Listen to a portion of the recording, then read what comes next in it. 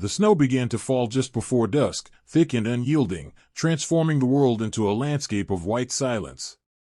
Ethan hadn't planned on venturing out that night, but his 12-year-old son, Noah, had pleaded for him to grab some batteries for the flashlight and a bar of chocolate.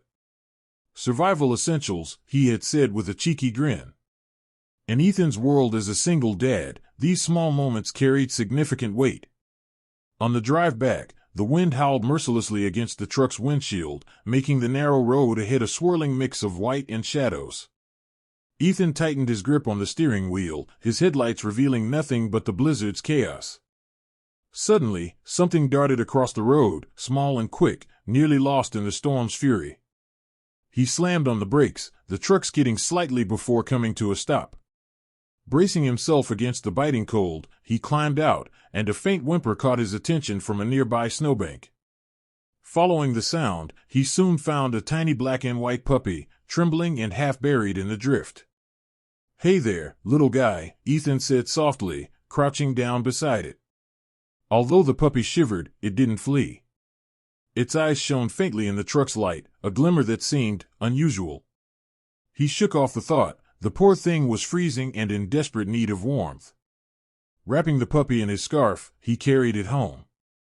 Noah was ecstatic when he saw the bundle in his father's arms. "We're keeping him, right, Dad? Please?" Ethan smiled back. "Let's warm him up first and see." They decided to name him Shadow, inspired by his dark fur and quiet demeanor. However, from the beginning, Shadow was anything but ordinary.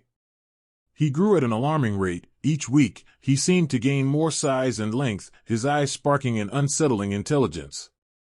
At night, he would sit by the window, gazing into the forest for hours, his ears twitching as if catching whispers of distant sounds. Sometimes, Ethan awoke to find Shadow standing silently by his bed, watching him through the dark. By the month's end, the snow had piled up into deep drifts, effectively isolating their small cabin. Ethan managed to work remotely, juggling carpentry and maintenance jobs for clients in the area, while Noah attended his online classes. This routine offered a sense of stability, yet Shadow's growing presence began to unsettle Ethan. The dog had grown to a size that resembled a wolf, if not larger. His shoulders now reached Ethan's waist, and his eyes had shifted from brown to an eerie, flickering amber hue. The few neighbors began to murmur about strange noises echoing from the woods, sounds that didn't seem to belong to any known creature. One evening, while splitting wood, Ethan noticed strange claw marks etched into the shed door.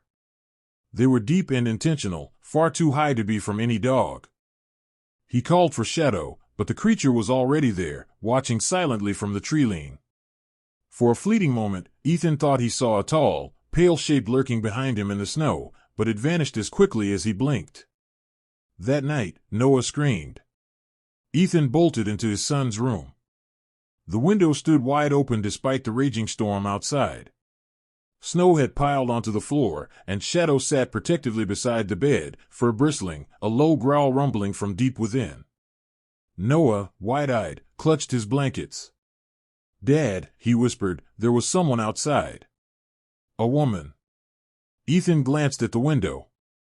In the distance, beyond the trees, a figure stood, white against the swirling white, unmoving. Then, she disappeared into the storm. He slammed the window shut and pulled the curtains closed. Shadow trotted over, resting his massive head against Ethan's leg. For the first time, Ethan noticed that the dog's fur had an unusual shimmer, not just black, but faintly silver under the lamplight. The next day, the storm finally passed. Ethan followed the tracks outside, paw prints leading from the house into the woods. He halted when the prints shifted, growing larger and more spread out. By the time he reached the slope, they no longer resembled paw prints at all.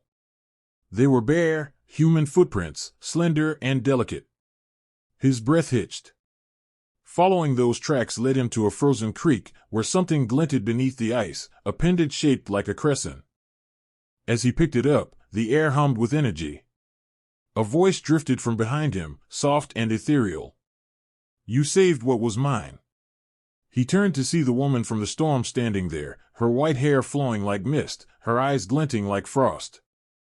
She looked human, yet something about her presence made the air around her pulsate, bending reality itself. What do you mean? Ethan's voice wavered. The creature you call Shadow. He does not belong to your world. He was near death when you found him. You gave him warmth, but he was never meant to stay. Ethan's heart raced. He's my son's pet. He's part of our family now. Her gaze softened, but only just. He is not a dog. He is a guardian of the threshold. He grows stronger in your world, but soon he will forget his true nature and become a danger to you. You must let him go before that happens. Ethan shook his head, his voice firm. No, I won't lose him too. The woman let out a heavy sigh and stepped closer, her gaze unwavering. You already have. A low growl rumbled from behind him, deep, guttural, and strange. Ethan turned slowly to see Shadow standing there, fur bristling and eyes glowing like molten gold. His teeth were bared, and steam poured from his muzzle into the frigid air. In that instant, Ethan glimpsed both of Shadow's forms, the mighty wolf and something darker, looming just beneath the surface, a shadow of wings, a visage that wasn't quite a face. Then, Shadow locked eyes with him, a connection that felt almost haunting, and whimpered, as though nostalgia washed over him. Ethan extended his hand, his voice wavering. It's okay, boy. You're home.